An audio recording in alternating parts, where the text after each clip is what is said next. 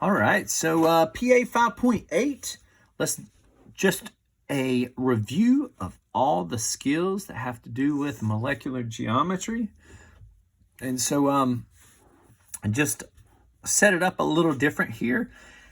I mean, it's set up the same, but I went ahead and drew a Lewis dot diagram of a molecule, and I just put X's and Y's in to represent different molecules.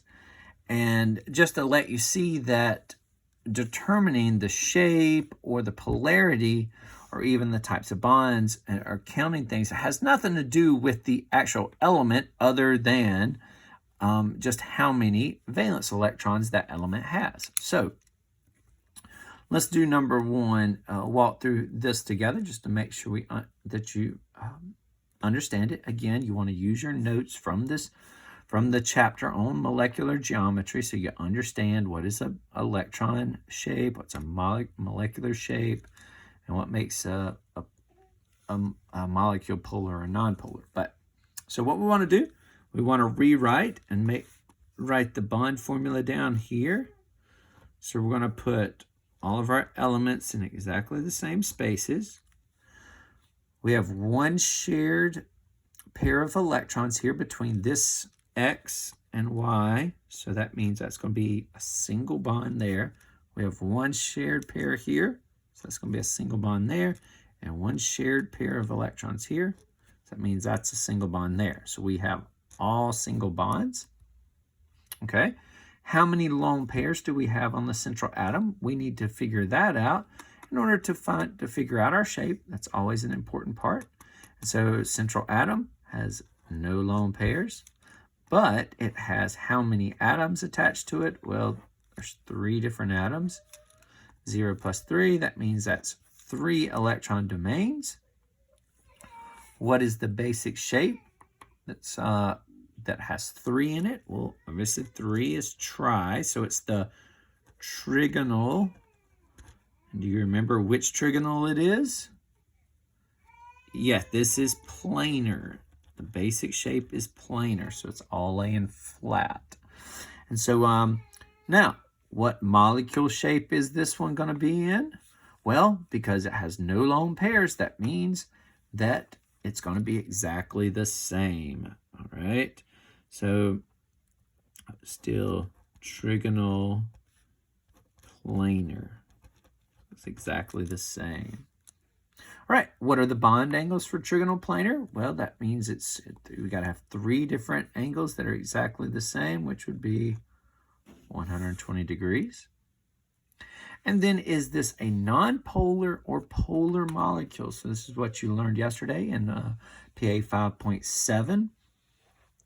And so is this, and you can look at that video if you need to review to do that.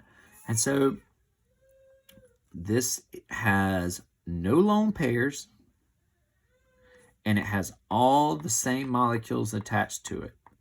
So a basic shape, which means when it has no lone pairs, it'll be one of the 3 basic shapes, which is trigonal planar. And so all the same are attached. So that means it's going to be nonpolar. Nonpolar. There's no differences around this molecule. This molecule will have the same charges all around it. There's no 2 sides to the molecule, and that makes it nonpolar. All right, so that's how you do one of them. I'm going to let you do number 2 there.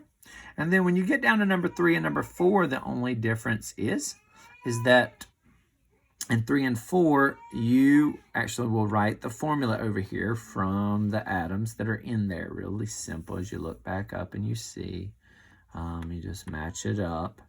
Be able to do those. Okay. Flip to the back. On the back, I'll give you actual molecules. And so you'll take those and you'll draw them. Remembering you want to figure out your central atom first. So that's the one that's going to go in the middle. How many valence electrons is it going to have? Well, carbon, since it's in group 14, has 4 valence electrons, and then there's going to be 4 fluorines around it. So obviously that means there's going to be a fluorine at every one of these single electrons. Fluorine is in group 17, so that means it has 7.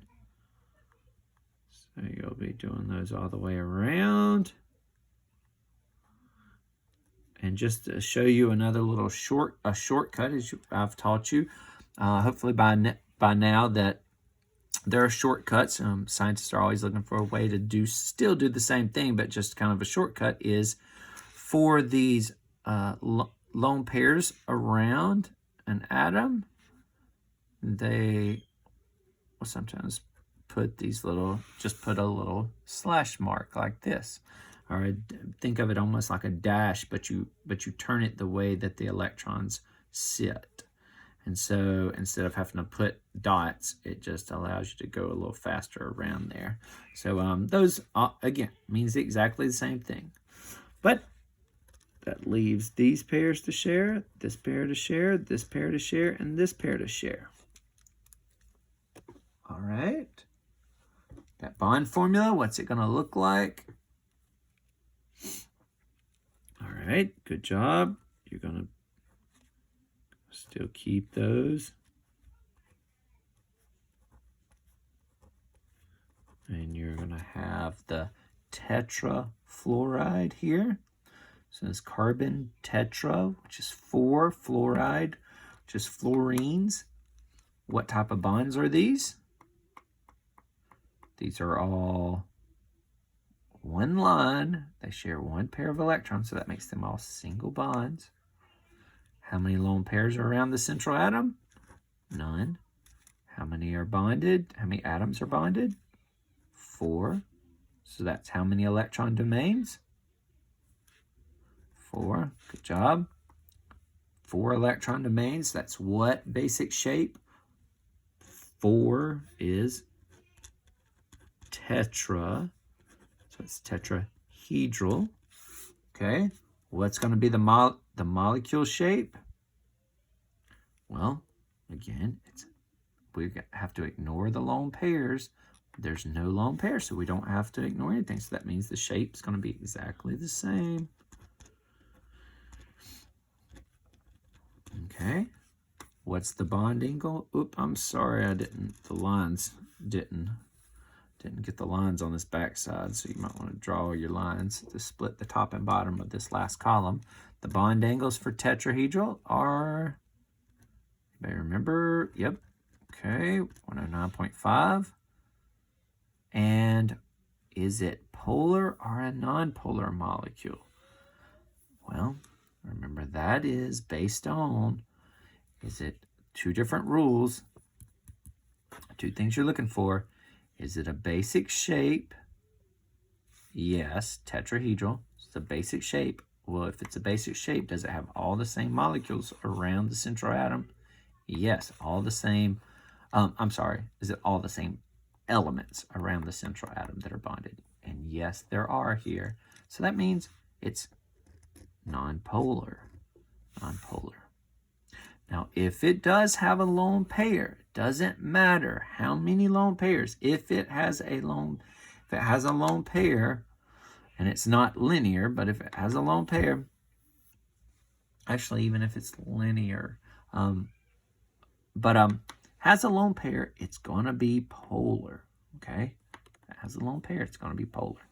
But this does not, and it has all the same elements, so it's non-polar. All right. I'll let you do the rest of those. These will be, we should be able to finish these up today. If you have any questions, post a question in the comments section, and I'll be sure to get to it. All right, thank you.